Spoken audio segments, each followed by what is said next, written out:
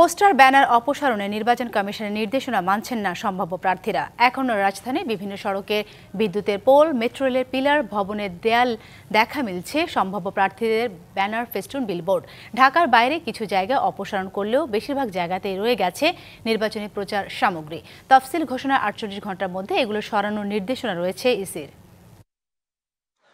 গত 7 ডিসেম্বর সংবাদ সম্মেলনে নির্বাচন কমিশনার আবুল ফজল মোহাম্মদ সানাউল্লাহ জানান, তফসিল ঘোষণার 48 ঘণ্টার মধ্যে রাজনৈতিক দলগুলোকে সব ব্যানার, পোস্টার অপসারণ করতে হবে।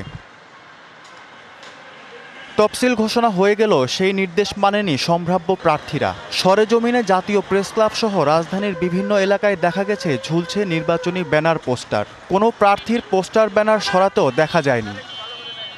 নতুন এবং ফিরে আসা গ্রাহকদের জন্য নগদে চলছে ক্যাশব্যাক সহ প্রতিদিন হাজারো উপহার জেতার সুযোগ। হবে আশা আর ফেরা, সারপ্রাইজ সেরা।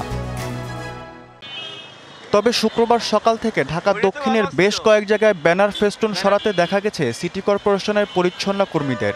আমাদের এই যে সিটি কর্পোরেশন উপরের নির্দেশ, যত ঢাকার শহর ব্যানার আছে কোনো ব্যানার থাকবে না।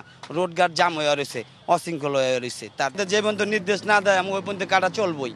জেলা প্রশাসন, বিভাগীয় কমিশনার এবং সিটি ও পৌর প্রশাসন এগুলো অপসারণে চিঠি দেওয়া হলেও তাদের মধ্যে ঢিলেঢালা ভাব। সাধারণ মানুষ বলছে, প্রার্থিতা বাতিলের মতো কঠোর সিদ্ধান্ত নিতে হবে নির্বাচন কমিশনকে।